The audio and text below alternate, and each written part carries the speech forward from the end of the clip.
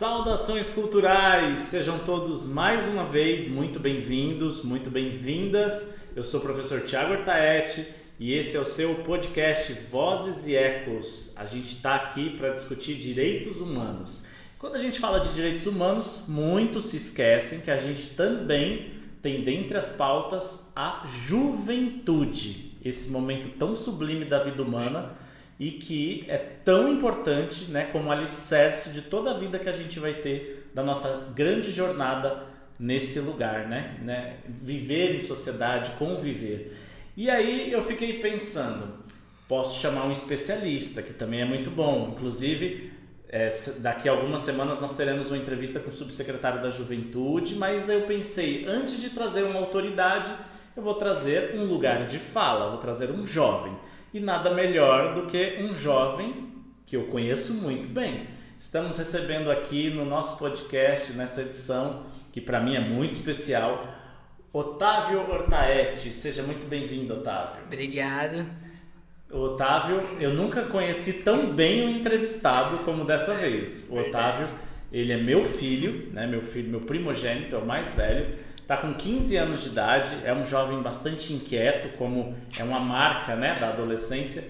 Inquieto, curioso, conectado, engajado em muitas causas, e eu fico muito orgulhoso por isso. E eu falei, nada melhor do que trazer a voz da juventude para falar desse universo juvenil. Então, Otávio, em primeiro lugar, quero que você fale para as pessoas. Eu te conheço muito bem, É verdade. Mas quem está nos assistindo não conhece. Então, fala um pouco quem é você.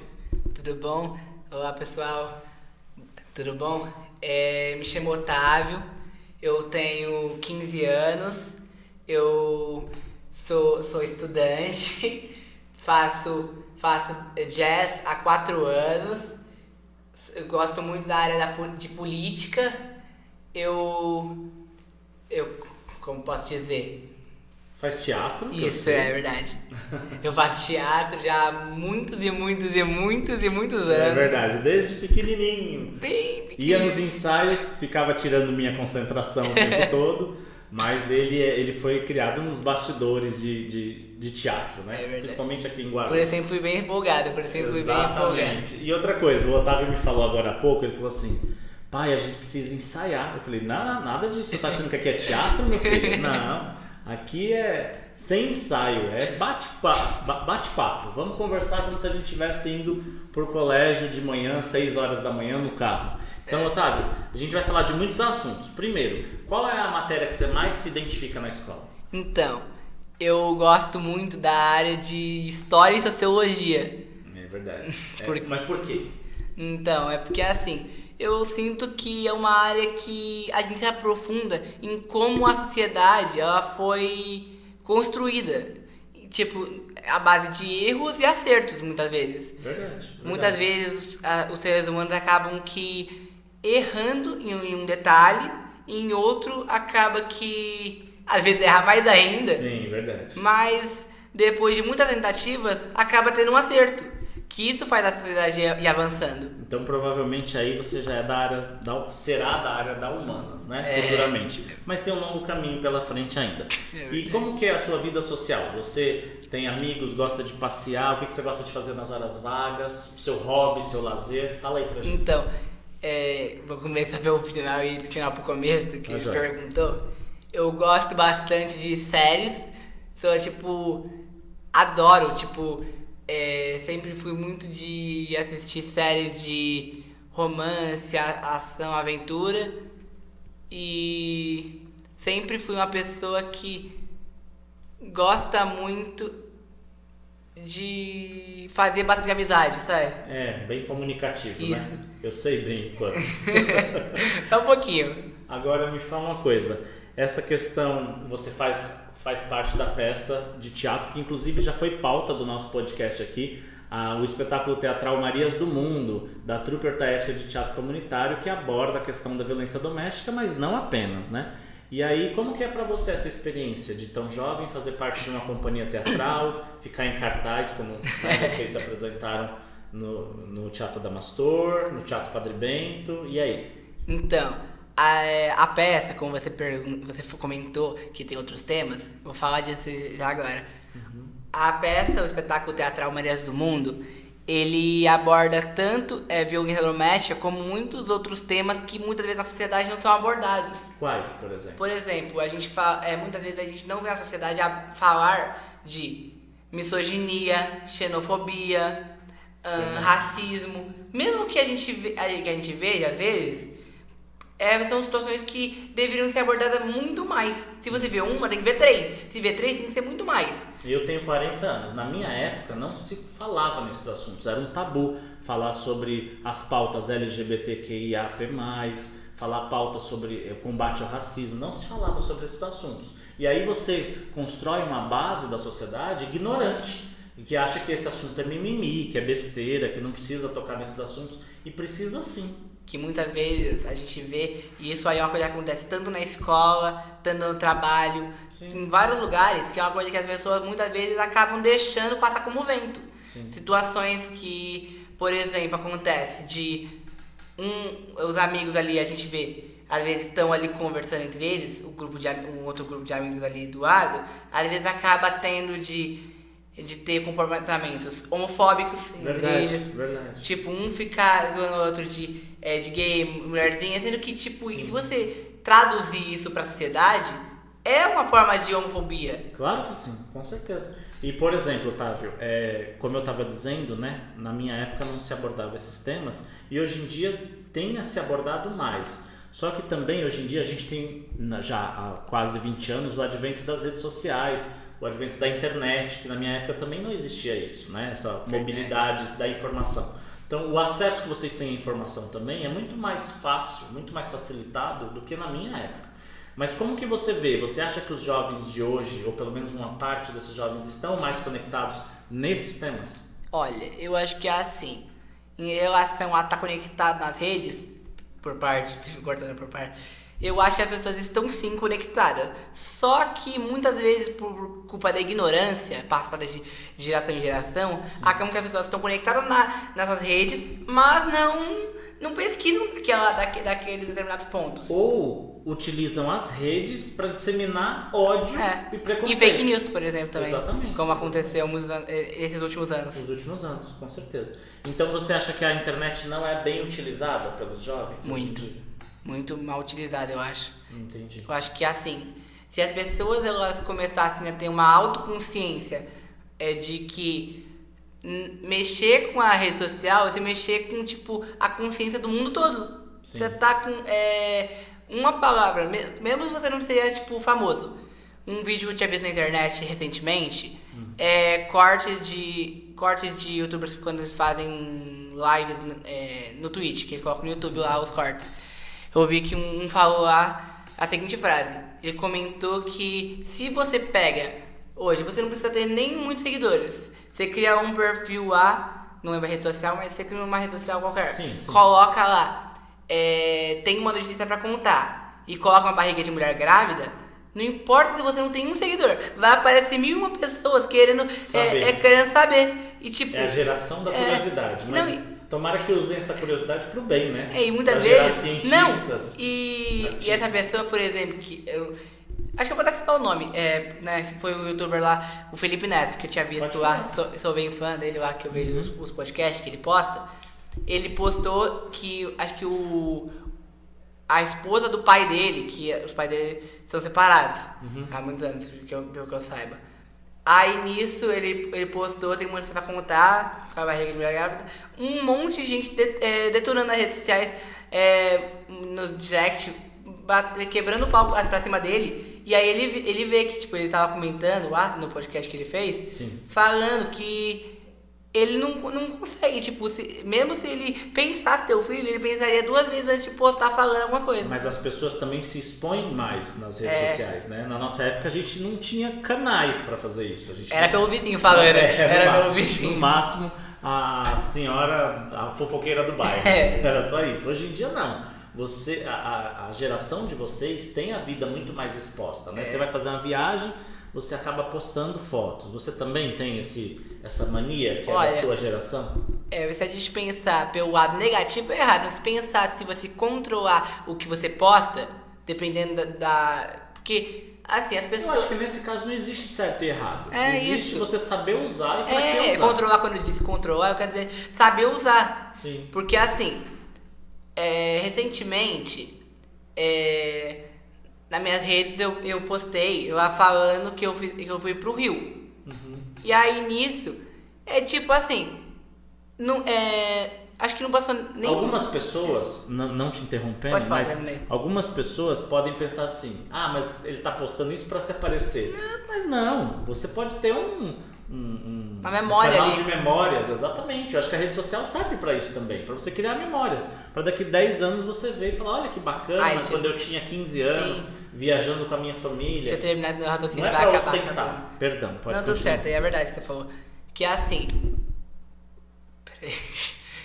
Lembrei do Rio, tá? TDAH batendo aqui. Não tem problema. É mais um tema que a gente também vai abordar aqui. A questão do TDAH, que é transtorno de déficit de atenção e hiperatividade. Que não é um bicho de 7 cabeças, não é uma doença, mas é uma condição, inclusive que ele herdou de mim. A gente herda coisas boas e nem tão boas dos pais. Mas que é um desafio que a gente tem a mais no nosso dia a dia. Mas vamos voltar aqui, já a gente retoma esse tema do Rio. Do Rio que a gente tava falando. Então, recentemente fui pro Rio, postei umas fotos, praia, um conhecido meu que fez aniversário. Aí, eu até me espantei. Hoje, eu tava lá na escola, eu fui simplesmente fui na cozinha da escola, aí...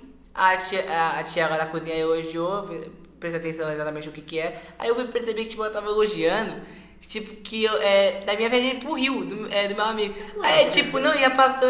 Às vezes a gente nem lembra que postou e fala que legal, as pessoas acompanham, porque a gente também acompanha as outras verdade. pessoas. Só que assim, sabe quando você nem lembra que aquela pessoa, você tá seguindo aquela pessoa e do nada quando você tá sabendo que ela já tá sabendo daquela notícia? Mas olha como isso também faz a gente refletir sobre a superficialidade das relações. Ao mesmo tempo, você nem lembrava que seguia essa senhora.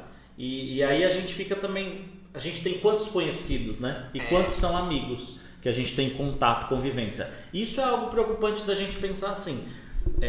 se a gente pensar comparando com as gerações passadas, a gente talvez visitasse mais os nossos amigos.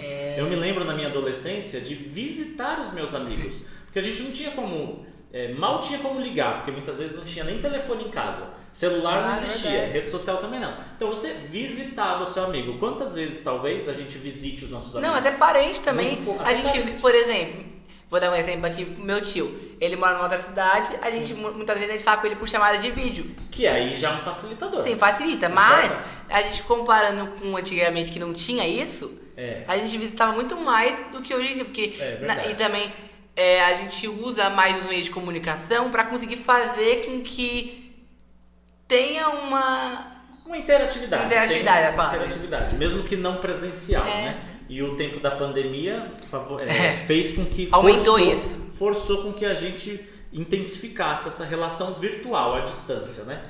E agora falando já falamos do teatro, agora vamos falar de um assunto bem legal que você está fazendo neste exato instante da sua vida, nesse período. O Otávio ele tem feito um abaixo-assinado e deixo claro que foi por 100% iniciativa dele. Eu só orientei quando ele me trouxe essa questão, né? Ele está fazendo um abaixo-assinado no colégio onde ele estuda, um colégio que a gente tem muito carinho e gosta muito da comunidade escolar, mas é um colégio em que o grêmio escolar não tem sido realizado. E aí ele falou, pai, de que forma eu poderia reivindicar isso? Aí eu falei, tem muitas maneiras, você pode dialogar com a direção escolar, juntar um grupo de amigos, fazer um abaixo-assinado. Aí ele, gostei do abaixo-assinado. Fala um pouquinho como tem sido essa experiência, porque um abaixo-assinado é você praticar o seu ato democrático. Exatamente. Porque você ainda não pode votar, porque você não tem 16 anos, falta pouco. Não posso votar. Faltam poucos meses. Não posso votar para governos... Sim, elegíveis, né? Vereador, aliás, para o executivo e para o legislativo, mas pode no seu exercício como estudante. Diga aí. Então, eu pensei assim, ano passado tentaram algo parecido, só que, sabe quando você cria aquilo, só que os outros também não valorizam também, ao mesmo tempo a escola não procura saber qual a quantidade de pessoas que conhecem e explicar para aquelas que não conhecem mais sobre aquele assunto. Porque muitas vezes as pessoas podem dizer assim, eu não gosto, não quero... Na minha época não servia, na minha época não funcionava. Mas outra coisa, as pessoas podem dizer isso, que não querem participar, porque nem sabem do que se trata e para que serve um Grêmio escolar. Exatamente. Então explica um pouquinho pra gente. Então, o Grêmio Estudantil, dando mais superficialmente, é um grupo de estudantes na escola que ele vai fazer meio que uma comunicação entre alunos e a direção escolar. Um meio campo. Sim, um meio campo. Uma mediação. Só que não é igual você ir ali, tipo, supondo você é o diretor, eu sou aluno, então, tal coisa. Não. Tem que ter participação de todos. Porque não adianta uma pessoa, tipo, sendo, por exemplo, não adianta você ir lá... E achar, talvez, que você é o bambambam e que vai resolver sozinho. Exatamente. Hoje em dia, na sociedade, tudo se resolve em coletivo. Exatamente. Por exemplo, quantas situações a gente desse conceito. Eu gosto muito do ser coletivo. Quantas vezes a gente vê, por exemplo, uma situação... Vou dar um exemplo aqui em relação política, tá? O STF, por exemplo. Não é juiz que vota. São vários, é um grupo. É um grupo, né, de magistrados. Porque... E no caso do Grêmio, teriam as assembleias, né? Vocês iam decidir dentro de uma assembleia, de votação. Exatamente. Muito legal. E seria tipo um grupo de estudantes que faz a ligação entre alunos e a direção. E assim faria com que promovessem. Se uma janela quebrou na sala de tal turma, passa pro Grêmio, o Grêmio vai interligar com a coordenação para fazer aquilo tentar ser resolvido o mais rápido possível. Propor soluções para problemas e desafios, né, que acontecem iminentes num cotidiano escolar. E mais do que isso, gente, o Grêmio, eu posso falar com propriedade, porque sou professor, mas eu estive em sala de aula por 18 anos, neste período atual não estou, mas a sala de aula é uma das grandes paixões da minha vida. E eu sempre fomentei que os estudantes tivessem esse protagonismo juvenil, essa autonomia, né, essa liberdade de refletir e de colocar em prática essas reflexões. Então eu fiquei muito feliz da iniciativa do Otávio, quando ele veio me indagar essas questões, e tem provocado a escola para que restabeleça o Grêmio Estudantil de uma forma plena, democrática, né, que todos que tiverem interesse participem, né, o direito ao voto, porque já vai exercitando a cidadania. Até porque, como a gente falou no início, você tem 15 anos e meio, então falta aí 6 meses para você poder votar. Exatamente. Ou seja, nas próximas eleições você já é um eleitor. Né? As próximas eleições do ano que vem você já vai poder votar para vereador e para prefeito aqui em Guarulhos. Aí uma coisa também que eu lembrei... A importância do voto. Sim, também. E assim, uma coisa que eu lembrei que o que eu tô planejando, que eu tô no processo já em produção, é criar um Grêmio em que não seja só o ensino médio, e sim o Fundamental 2 inteiro e o ensino médio, todos não separados, mas juntos, tipo, uma equipe. O que o Otávio está falando é muito importante, porque muitas vezes a sociedade, né, digamos assim, a sociedade não vê com bons olhos, principalmente porque vem dessa estrutura de que a criança não tem voz. E muito pelo contrário, a criança deve sim ter voz. Dentro da imaturidade de uma criança, da pureza, da ingenuidade, mas ela pode e deve sim dar a sua opinião. Então é muito importante que você não pense apenas para o ensino médio, mas que promova também essas discussões com os pequenos, né? Educação do ensino fundamental 1, fundamental 2, então isso é muito legal, Otávio. Parabéns aí pela sua iniciativa. Obrigado. E quantas assinaturas você já tem? Só em um dia e meio, acho que porque eu estudo na parte da manhã, então juntando em horas contadas, acho que dá mais ou menos um dia, um dia porque foram 2 manhãs. Dia eu consegui 126 assinaturas.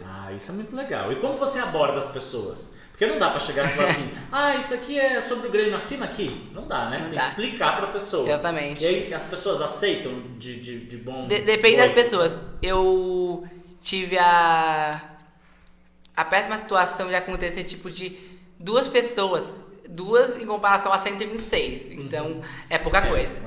Pouca quantidade, mas elas não entenderam? Não, essas 2 pessoas, que eu não vou dar nome, porque também não preciso constranger as pessoas, Mas essas duas pessoas falaram as seguintes palavras, que eu me lembro brevemente. Falaram que tentaram ano passado, que tipo, vai dar muito trabalho, pra cima das minhas costas. Sendo que o Grêmio não é tipo uma pessoa, não é uma ditadura na escola, é um grupo de pessoas. Com certeza. É pra promover relações humanas, né? Saudáveis. Eu tô tentando promover um projeto que seja incluído na escola e não coletivo. Uma pessoa, não em uma sala. Claro, não é personalista, né? Porque aí é só um projeto de vaidade, aí não serve pra nada. Tem que ser um projeto por muitas mentes, por muitas mãos e trazendo aí todo mundo que queira, né, trazer a sua voz. Isso é muito legal. Agora, Otávio, vamos falar de uma coisa bem legal. Para o futuro, o que você pensa para o futuro, para a sua vida? Você quer trabalhar em quê? Você quer estudar, pesquisar o quê na faculdade? Ou você ainda está pensando? Olha, há duas coisas, tá? Então, eu tô pensando, mas também eu gosto bastante da área que mexe com o computador. Eu ainda tô meio na dúvida nisso, quando eu falo que eu gosto bastante da área de computador, porque muita gente gosta porque é prático. É prático, é do nosso dia a dia, é isso trivial. Aí. É uma coisa que a gente mexe bastante no dia a dia, que é assim, a gente mexe no dia a dia e acaba que achando que é aquilo que a gente quer pra vida, só que não é às vezes. Pode ser que a gente, naquele momento, a gente queira saber mais, aprofundar, mas não é aquilo que a gente tem certeza absoluta. Eu gosto bastante, passando o tópico em relação ao que eu pretendo, que eu tenho uma ideia também, da área que eu não sei se eu comentei ainda. Fica à vontade. Sociologia e história. São áreas que eu... Você comentou. São áreas assim que eu gosto, que eu me identifico, né? Que eu sinto que é uma área que mexe com temas políticos que eu me interesso demais. Eu, tipo, toda vez que faz alguma coisa de política, eu fico, tipo, você lembra em casa? Eu sei bem. Eu ligo um exemplo de canal, CNN. Eu ligo e fico fissurado, mano. Meu pai, Otávio, eu quero ver o Jornal Nacional. Pauta política eu quero Brasil. Ver aqui. Eu não sei, tira os Mas olhos. é importante a gente saber, independentemente de você que está assistindo, seja lá qual for a sua profissão, é importante a gente se informar, né? Principalmente sobre a política do nosso país, né? Independente do viés ideológico que você tenha. Claro. Quanto mais você agrega conhecimento, né? Você transformar informação em conhecimento é muito importante, né? Porque aí você se torna uma pessoa com linguajar melhor. Quanto mais você lê, melhor você vai ter uma escrita, melhor você vai poder falar. E assim, eu admiro a sua coragem de vir aqui hoje falar, de bate pronto assim, como você até pensou que teria ensaio, eu falei, não tem ensaio, não é teatro. Mas assim, de dar a cara e de não ter vergonha. Claro que não. E que a gente tá aqui num bate-papo. Eu falei, olha, se você errar, tá tudo certo. A gente vai falar, Exatamente. olha gente, não vai ter corta. Não, continua. É verdade. E é isso, é um bate-papo. E a eu... gente tá aqui pra aprender. Você tá aprendendo, eu também tô. Nós estamos aqui Exatamente. E uma coisa que muita gente pensa em relação a abaixo-assinados, que é uma coisa que eu iria comentar mesmo. Pode falar. As pessoas pensam muitas vezes que, tipo, reivindicações tem que ser, tipo, pedidas pra pessoa que tá reivindicando. Tipo, por exemplo, é uma coisa que não faz nem tanto sentido quando fala assim abertamente. Porque, tipo assim, por exemplo, eu vou reivindicar, um exemplo, reivindicar esse celular. E o celular pertence a um grupo de pessoas aqui. Eu não vou, tipo, eu posso reivindicar de você, tal coisa, não. A pessoa, em relação a abaixo-assinado, por exemplo. Sim, eu acho que toda reivindicação ela tem que ser respeitosa. Sim, exatamente. Sempre respeitosa. 100%. Qualquer, pode ser numa greve dos professores, a uma manifestação no Palácio do Planalto. Tudo é muito válido, né? A gente reivindicar direitos, reivindicar um posicionamento, seja ele qual for. Mas sempre dentro da legalidade. Claro. Não a barbaridade que a gente viu recentemente, né? Das pessoas protestando lá nos 3 poderes, dos 8 de janeiro. Aquilo é um escárnio, né? Aquilo é a escrotidão da coisa mais horrível. Não tenho nem adjetivo para falar. Aquilo não é protesto, aquilo é terrorismo e barbárie. Exatamente. Mas quando a gente fala de um protesto, seja ele de menor escala ou de grande escala, é sempre dentro da legalidade e nunca as pessoas têm que aprender, e a gente tem uma democracia de 40 anos, ainda está amadurecendo a nossa democracia, de que reivindicar não é ofensivo. Eu estando dentro de um ambiente de trabalho, eu reivindicar um bebedouro um bebedouro para todos os funcionários tenham uma água potável ali para consumir, isso é muito saudável, isso é muito bom, é muito positivo. Não pode ser visto de uma forma... agressiva. Não pode ser visto assim, né? Porque a reivindicação é algo muito importante, desde que seja bem feita dentro da educação. Lembrei uma outra coisa que eu ia comentar. Tava tentando lembrar aqui na cabeça, processando, carregando. Que é assim, um tópico que eu ia falar é assim, em relação a informação. As pessoas não podem muitas vezes confundir informação com desinformação, ou como chamado nesses últimos anos, fake news. Verdade, porque a gente tem que saber quais fontes que a gente alimenta o nosso conhecimento, né? E é bom que a gente tenha uma variedade de fontes muito grande, né, para se informar. Óbvio. Você costuma se informar de que jeito? Através de... Eu sempre procuro saber, tipo, não só checando, tipo, pesquisando no Google, assim, porque as pessoas acostumam pesquisar demais no Google e ser levada. Nem tudo que tá no Google é verdade. É igual uma doença, por exemplo. É igual uma síndrome, doença, seja lá o que for. Se você pesquisar no Google, vai te mostrar, vou traduzir aqui, te mostrar desgraça. Tipo... exatamente. E nem sempre é o caminho. O caminho e muitas vezes tem que ser um problema de saúde, uma doença, seja lá o que for, cara, médica, você tem que procurar um médico. Sim. Olha quantos assuntos a gente já falou aqui, né? Sobre trabalho, sobre Grêmio Escolar, que é a participação da cidadania e democrática, do futuro, da faculdade, da peça de teatro, das redes sociais, das amizades, da internet e sobre família. Como que é a sua família? Tá aqui. Aqui, muito prazer. Então...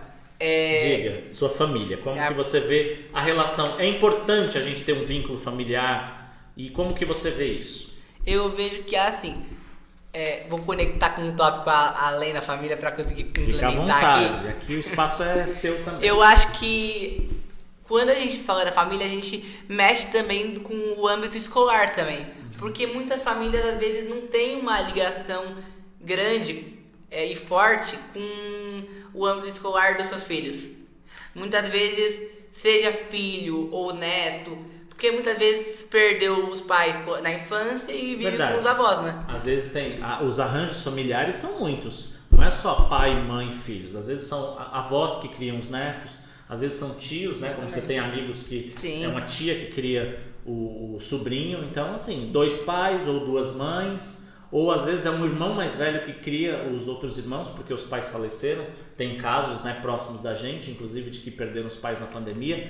Uma tragédia que foi a pandemia, né, uma tragédia mundial. Mas conclui o seu raciocínio. Então é assim, eu acho que quando a gente para pensar no âmbito familiar, a gente discrimina muito, separa, tipo, tá dentro de casa ali e você não conecta com o lado de fora, com a sua família quando tá do lado de fora. Por exemplo, do lado de fora eu quero dizer a escola, quando você chega no trabalho e muitos outros locais. Eu digo que todo pai, né, todo pai e toda mãe tenta acertar o máximo possível, mas somos seres humanos, somos seres falhos. Eu procuro estar sempre presente da máxima maneira que eu posso, né? Mesmo quando eu não posso estar junto, eu quero estar presente, mesmo que utilizando a tecnologia, como a gente falou tanto de tecnologia nesse bate-papo, né? Mas quando o Otávio traz esse tema tão oportuno de falar que é indissociável, né, a participação escolar da participação familiar, ele tem toda a razão. Porque eu, como professor, não vou nem falar como pai aqui, que eu deixo que eles vão me julgar daqui a um tempo, quando eu nem estiver mais aqui. Mas eu vejo como educador quanto eu presenciei em salas de aula. Eu tive mais de 10 mil alunos em 18 anos, né? Porque a cada ano mudavam as turmas, enfim, às vezes mudava de escola. E eu presenciava muito abandono afetivo, sabe? De um pai que chegava na escola, não sabia nem que série, que ano, que turma, que sala que o filho dele fazia. É lamentável, é triste. E aí você conseguia entender porque aquele aluno fazia tantas coisas para chamar a atenção de uma forma negativa, sabe? Sendo que ele poderia usar essa liderança que ele tem para uma coisa mais bacana, como um Grêmio Escolar, por exemplo. A gente está quase chegando ao fim, Otávio, tem muita coisa legal, mas você quer deixar um recado? E a gente vai marcar um outro dia que a pauta seja especificamente o TDAH, que o Otávio tem esse laudo já há 5 anos, E graças a Deus a gente lida muito bem com isso, né? Verdade, claro. E aí a gente pode falar de terapias, a gente pode falar de como estratégias para driblar o TDAH, né, Otávio? Que eu vivo 24 horas. Exatamente. E eu também. E eu tive que aprender na marra. Você ainda tem a felicidade, né, e a sorte, o privilégio, digamos assim, de ter uma psicopedagoga, uma psicóloga, uma família bem participativa. No meu caso, eu não tinha a presença do meu pai lá naquela época e também não se falava disso, né? Verdade. Não se falava de laudo de TDAH. Era uma coisa que não se tocava. Então eu tive que aprender na marra ali como buscar estratégias para isso. Mas deixa o seu recadinho aí. Então, meu recadinho final é assim. Antes do recadinho, que respondendo rapidamente a pergunta que você me perguntou sobre a família. Sim. Eu sinto que eu tenho um ótimo relacionamento com a minha família, que mesmo com bocas e boas que às vezes acontece, né? Faz parte. A vida é assim. Eu sinto que eu tenho uma ótima convivência com meus pais e com meu irmãozinho Arthur também, que muitas vezes a gente acaba